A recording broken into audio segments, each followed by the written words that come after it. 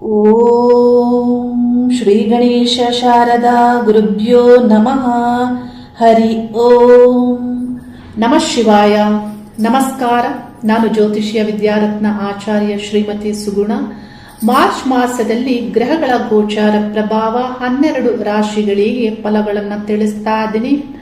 March ಮಾಸದಲ್ಲಿ ಗ್ರಹಗಳಲ್ಲಿಯೇ ಮುಖ್ಯ ಗ್ರಹವಾದಂತಹ ಸೂರ್ಯ ಗ್ರಹ ಕುಂಭ ರಾಶಿ ಮತ್ತು ಮೀನ ರಾಶಿಯಲ್ಲಿ ಸಂಚಾರ ಮಾಡಲಿದ್ದು, ಇತರ ಗ್ರಹಗಳಾದಂತಹ ಕುಜ ಗ್ರಹ, ರಾಹು ಗ್ರಹ ಕುಂಭ ರಾಶಿಯಲ್ಲಿ ಸಂಚಾರ ಮಾಡಲಿದ್ದು, ಬುಧ ಗ್ರಹ ವಕ್ರ ಸಂಚಾರ ಕುಂಭ ರಾಶಿಯಲ್ಲಿ 20ನೇ ದಿನಾಂಕದವರೆಗೆ ಮಾಡಲಿದ್ದು, ಆ ನಂತರ ಕುಂಭ ರಾಶಿಯಲ್ಲಿಯೇ ನೇರ ಸಂಚಾರವನ್ನ ಮಾಡಲಿದ್ದು, ಶುಕ್ರ ಗ್ರಹ ಕುಂಭ ರಾಶಿಯಿಂದ ಮೀನ ರಾಶಿಗೆ 2ನೇ ದಿನಾಂಕ ಪ್ರವೇಶ ಮಾಡಿ ಅಲ್ಲಿ ಸಂಚಾರ ಮಾಡಲಿದ್ದು, ಮೀನ ರಾಶಿಯಲ್ಲಿ ಶನಿ ಗ್ರಹವು ಸಂಚಾರ ಈಗಾಗಲೇ ಮಾಡ್ತಾ ಇದ್ದು, ಶನಿ ಗ್ರಹದ ಸಂಯೋಗದಲ್ಲಿ ಸೂರ್ಯ ಗ್ರಹ ಮತ್ತು ಶುಕ್ರ ಗ್ರಹಗಳ ಸಂಚಾರವು ಆಗಲಿದ್ದು, ಮಿಥುನ ರಾಶಿಯಲ್ಲಿ ಗುರುಗ್ರಹದ ಸಂಚಾರ ವಕ್ರ ಸಂಚಾರ 11ನೇ ದಿನಾಂಕದವರೆಗೆ ಪುನರ್ವಸು ನಕ್ಷತ್ರದಲ್ಲಿ ಆಗಲಿದ್ದು, 11ನೇ ದಿನಾಂಕದ ನಂತರ ಪುನರ್ವಸು ನಕ್ಷತ್ರದಲ್ಲಿಯೇ ನೇರ ಸಂಚಾರವನ್ನ ಗುರುಗ್ರಹ ಮಾಡಲಿದ್ದು,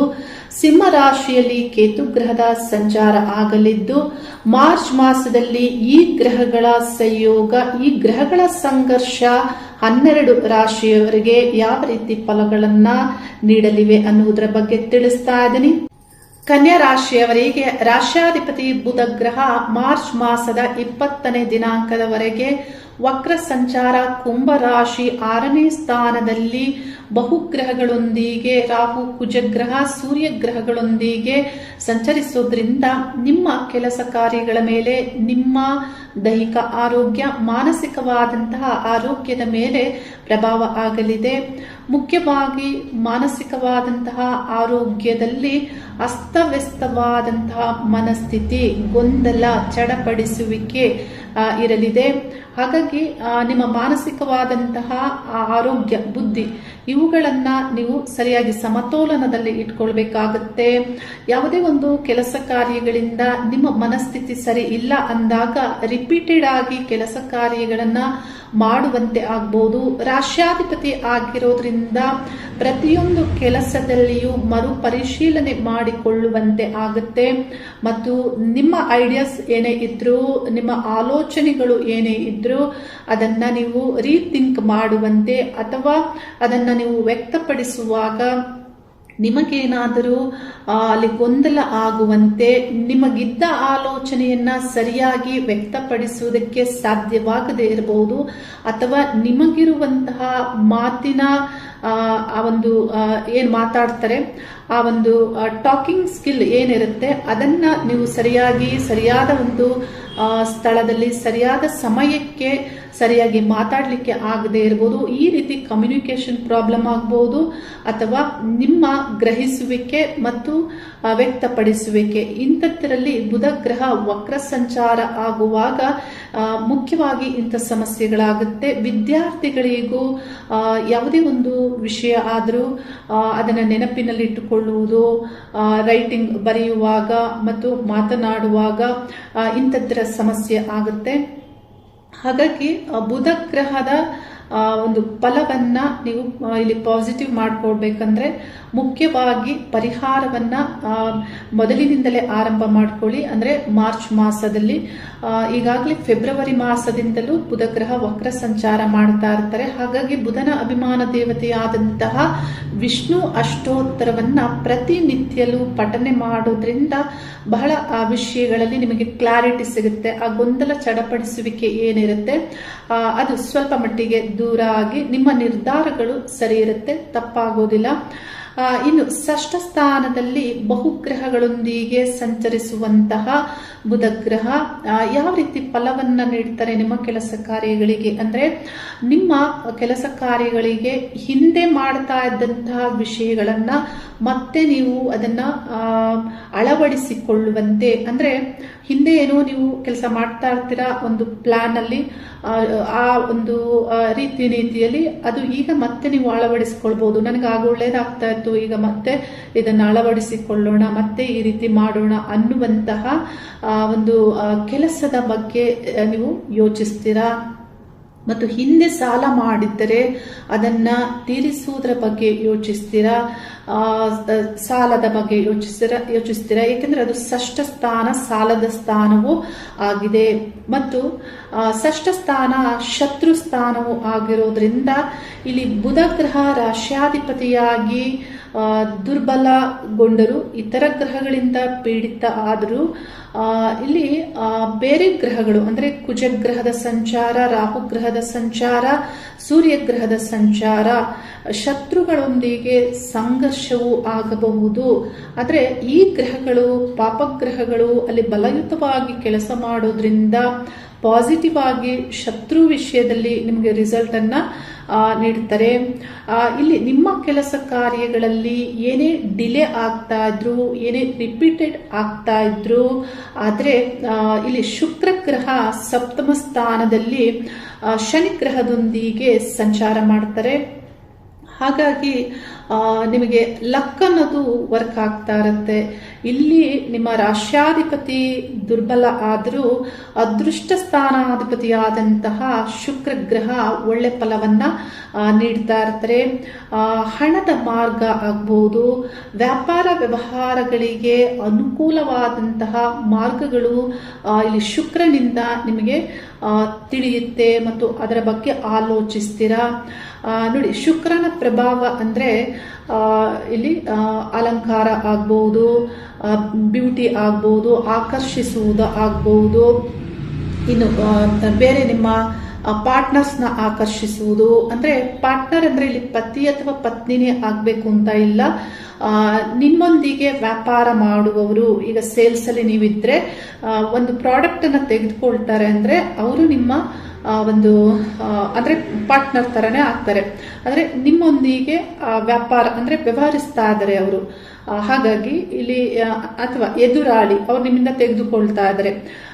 ಈ ರೀತಿ ಇರುವಂತಹ ವಿಷಯಗಳಿಗೆ ಶುಕ್ರ ಬಹಳ ಒಳ್ಳೆ ಫಲವನ್ನ ವ್ಯಾಪಾರ ವ್ಯವಹಾರ ಮತ್ತು ನಿಮ್ಮ ಒಂದು ಅಂದ್ರೆ ನೀವು ಯಾವುದೇ ಒಂದು ಫೀಲ್ಡ್ ಅಲ್ಲಿ ಕೆಲಸ ಮಾಡುವವರಾಗಿದ್ರೆ ಅದರಿಂದ ಪಾಸಿಟಿವ್ ಆಗಿ ಇತರರನ್ನ ಅಟ್ರಾಕ್ಟ್ ಮಾಡುವಂತೆ ವ್ಯವಹಾರಸ್ಥರಿಗೆ ಇಲ್ಲಿ ಶುಕ್ರ ಒಳ್ಳೆ ಫಲವನ್ನ ನೀಡ್ತಾರೆ.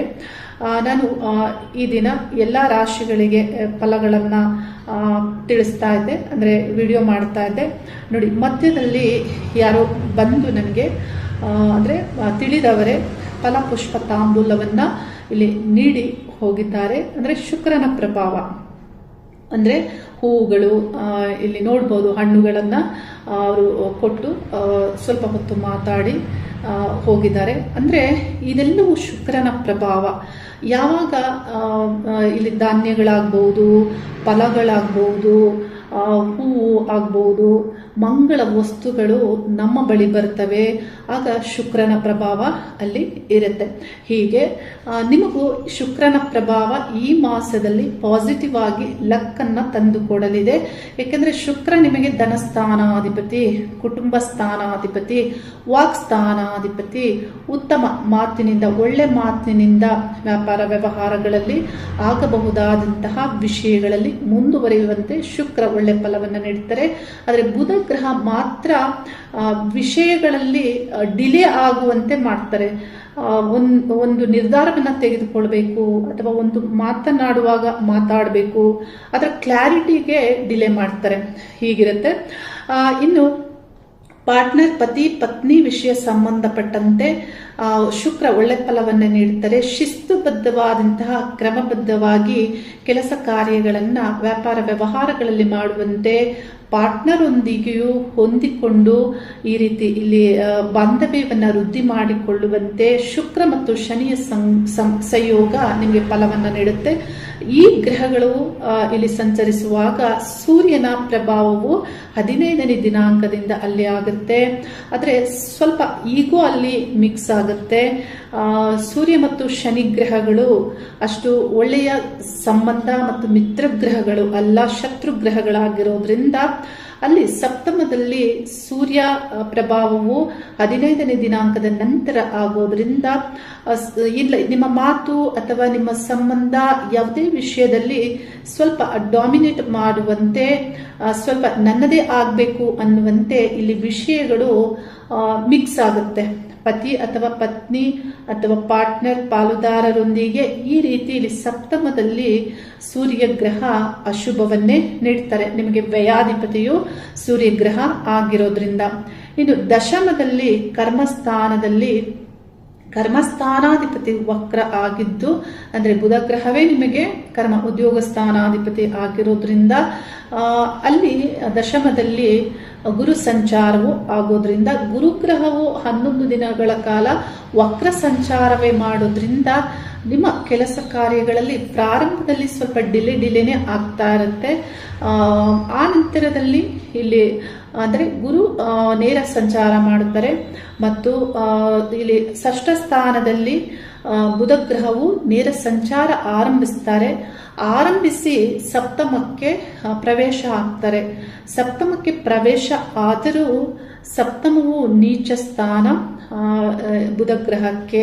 ಇಲ್ಲಿ ಬುಧ ಗ್ರಹ ನೀಚ ಆಗುವುದು ಅಷ್ಟು ಒಳ್ಳೆಯದಲ್ಲ, ಆರೋಗ್ಯದ ಸಮಸ್ಯೆಗಳು ಬರಬಹುದು. ಈಗಾಗಲೇ ಷಷ್ಠ ಸ್ಥಾನದಲ್ಲಿ ಸಂಚರಿಸುವಾಗಲೇ ವಿಪರೀತ ಸ್ಟ್ರೆಸ್ ಆಗುವುದು, ಗೊಂದಲಕ್ಕೆ ಒಳಗಾಗುವುದು, ಕೆಲವರಿಗೆ ನರಗಳ ಬಾಧೆ ಆಗಬಹುದು, ಕೆಲವರಿಗೆ ಲಂಗ್ಸ್ ಉಸಿರಾಟದ ಪ್ರಾಬ್ಲಮ್ ಬರಬಹುದು, ಕೆಲವರಿಗೆ ವಿಪರೀತ ತಲೆನೋವು ಬರಬಹುದು. ಇದೆಲ್ಲ ಯಾಕೆ ಹೀಗಾಗುತ್ತೆ ಅಂದ್ರೆ ಇಲ್ಲಿ ಬಹಳ ಶಕ್ತಿಯುತವಾದಂತಹ ಎನರ್ಜಿ ಗ್ರಹಗಳ ಸಂಯೋಗ, ಬುಧ ಗ್ರಹ ವಕ್ರವು ಆಗ್ತಾ ಇರೋದ್ರಿಂದ ಮತ್ತು ಸಪ್ತಮದಲ್ಲಿಯೂ ಈ ಗ್ರಹಕ್ಕೆ ಶನಿ ಗ್ರಹ ಮತ್ತು ಸೂರ್ಯ ಗ್ರಹಗಳ ಸಂಯೋಗ ಆಗುತ್ತೆ. ಬುಧ ಗ್ರಹ ಅಲ್ಲಿ ನೀಚವು ಆಗೋದ್ರಿಂದ ಶುಕ್ರ ಸಂಚರಿಸಿದರೂ ಅಲ್ಲಿ ಶುಕ್ರ ಇಲ್ಲಿ ಈ ಗ್ರಹ ಅಲ್ಲಿಗೆ ಪ್ರವೇಶ ಮಾಡುವಂತಹ ಕಾಲದಲ್ಲಿ ಅಂದ್ರೆ ಸಪ್ತಮಕ್ಕೆ ಪ್ರವೇಶಿಸುವಂತಹ ಏಪ್ರಿಲ್ ಮಾಸದಲ್ಲಿಯೂ ಶುಕ್ರ ನೆಕ್ಸ್ಟ್ ರಾಶಿಗೆ ಪ್ರವೇಶ ಆಗ್ತಾರೆ. ಹಾಗಾಗಿ ಇಲ್ಲಿ ಶುಕ್ರನ ಸಂಚಾರವು ಹೆಚ್ಚು ಕಾಲ ಅಲ್ಲಿ ನಡೆಯುವುದಿಲ್ಲ. 1-2-3 ತಿಂಗಳುಗಳ ಕಾಲ ಕನ್ಯಾ ರಾಶಿಯವರು ಬಹಳ ಜಾಗೃತಿಯನ್ನ ಆರೋಗ್ಯದಲ್ಲಿ ತೆಗೆದುಕೊಳ್ಬೇಕಾಗತ್ತೆ. ಮುಖ್ಯ ನಿರ್ಧಾರದಲ್ಲಿ ಮರುಪರಿಶೀಲನೆಗಳನ್ನ ಮಾಡ್ಕೋಬೇಕಾಗತ್ತೆ. ಉದ್ಯೋಗ ಬದಲಾವಣೆಗಳನ್ನ ಹೆಚ್ಚು ಮಾಡಬಾರದು, ಏಕೆಂದ್ರೆ ಬುಧ ಗ್ರಹ ವಕ್ರ ಸಂಚಾರ ಆಗ್ತಾ ಇರೋದ್ರಿಂದ ಉದ್ಯೋಗದ ಬದಲಾವಣೆಗಳನ್ನ ಮಾಡ್ಬೇಕಂದ್ರೂ ನೀವು 1-2-3 ತಿಂಗಳ ನಂತರವೇ ಮಾಡಬೇಕಾಗುತ್ತೆ. ಯಾಕಂದ್ರೆ ಏಪ್ರಿಲ್ ನಂತರದಲ್ಲಿಯೂ ಬುಧ ಗ್ರಹ ಅಷ್ಟಮದಲ್ಲಿ ಸಂಚರಿಸ್ತಾರೆ, ಆಗಲೂ ಸಮಸ್ಯೆಗಳಿದೆ. ಹೆಚ್ಚು ಕಡಿಮೆ ಜೂನ್ ನಂತರದಲ್ಲೇ ಬುಧ ಗ್ರಹ ಭಾಗ್ಯಸ್ಥಾನವನ್ನು ಪ್ರವೇಶಿಸ್ತಾರೆ. ಹಾಗಾಗಿ ನಿಮ್ಮ ಪ್ಲಾನ್ ಸರಿ ಇರಬೇಕಾಗುತ್ತೆ. ಕನ್ಯಾ ರಾಶಿಯವರು ಏನೇ ಮಾಡುವುದಿದ್ದರೂ ದಶಾಭುಕ್ತಿಗಳನ್ನು ಪರಿಶೀಲಿಸ್ಕೊಳ್ಳಿ. ನಿಮ್ಮ ಜನ್ಮ ಜಾತಕದಲ್ಲಿ ಯಾವ ಭುಕ್ತಿ ನಡೀತಾ ಇದೆ ಆ ಭುಕ್ತಿ ಶುಭವಾಗಿದ್ದರೆ ಈ ಗೋಚಾರದಲ್ಲಿ ಗ್ರಹಗಳು ಪ್ರಭಾವ ಮಾಡುವುದು ಅಷ್ಟು ನಿಮಗೆ ಪ್ರಭಾವವನ್ನ ಅಂದ್ರೆ ಅಶುಭವನ್ನ ನೀಡೋದಿಲ್ಲ, ಒಳ್ಳೆಯದೇ ಆಗ್ತಾ ಇರತ್ತೆ. ಹಾಗಾಗಿ ಬುಧನಿಗೆ ಮುಖ್ಯವಾಗಿ ಪರಿಹಾರಗಳನ್ನ ವಿಷ್ಣು ಅಷ್ಟೋತ್ತರವನ್ನ ನಿತ್ಯ ಪಠನೆ ಮಾಡ್ತಾ ಹೋಗಿ ಒಳ್ಳೆಯದೇ ಆಗುತ್ತೆ. ಆದರೆ ಆರೋಗ್ಯದ ವಿಷಯದಲ್ಲಿ ಹೆಚ್ಚು ಜಾಗೃತಿಯನ್ನು ತೆಗೆದುಕೊಳ್ಳಿ. ನಿಮ್ಮದೇನಾದರೂ ಮಿಥುನ ಲಗ್ನ ಕನ್ಯಾ ರಾಶಿ ಆಗಿದ್ದರೆ ಲಗ್ನಾಧಿಪತಿಯು ನಿಮಗೆ ಬುಧ ಆಗ್ತಾರೆ ಮತ್ತು ರಾಶ್ಯಾಧಿಪತಿಯು ಬುಧ ಆಗ್ತಾರೆ. ಆಗ ಹೆಚ್ಚು ಎಫೆಕ್ಟ್ ನಿಮಗೆ ಇಲ್ಲಿ ಬರುತ್ತೆ. ಅಂದ್ರೆ ನಿಮಗೆ ಅಶುಭ ಭುಕ್ತಿ ಕಾಲವು ಇದ್ದಾಗ ಇಲ್ಲಿ ಈ ಗ್ರಹದ ಎಫೆಕ್ಟ್ ಹೆಚ್ಚಾಗುತ್ತೆ. ಹಾಗಾಗಿ ಜಾತಕವನ್ನ ಪರಿಶೀಲಿಸಿಕೊಳ್ಳಿ. ಇನ್ನು ವಿದ್ಯಾರ್ಥಿಗಳಿಗೆ ಪಂಚಮಾಧಿಪತಿಯಾದಂತಹ ಶನಿ ಗ್ರಹ, ನವಮ ಭಾಗ್ಯಸ್ಥಾನಾಧಿಪತಿಯಾದಂತಹ ಶುಕ್ರ ಗ್ರಹ ಸಪ್ತಮದಲ್ಲಿ ಶುಕ್ರ ಶನಿ ಯೋಗದಿಂದ ಸಂಚಾರ ಮಾಡೋದ್ರಿಂದ ವಿದ್ಯಾರ್ಥಿಗಳಿಗೆ ಈ ಗ್ರಹಗಳು ಒಳ್ಳೆ ಫಲವನ್ನ ನೀಡ್ತಾರೆ.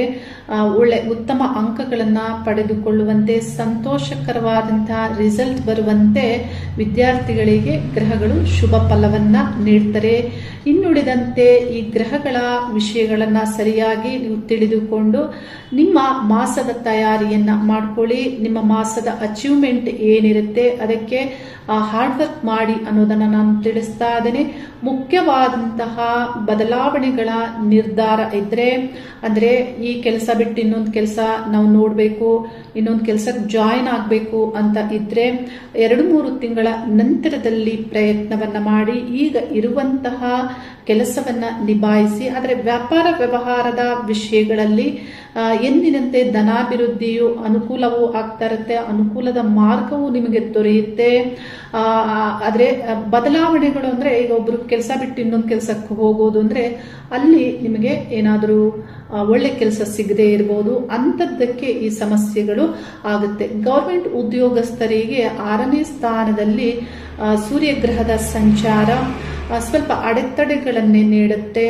ಏಕೆಂದ್ರೆ ಈ ಗ್ರಹ ರಾಹುಗ್ರಹ ಕುಜಗ್ರಹದೊಂದಿಗೆ ಸಂಯೋಗದಲ್ಲಿ ಸಂಚರಿಸೋದ್ರಿಂದ ಮತ್ತು ಸಪ್ತಮದಲ್ಲಿ ಶನಿಗ್ರಹದೊಂದಿಗೆ ಸಂಚರಿಸೋದ್ರಿಂದ ಮತ್ತು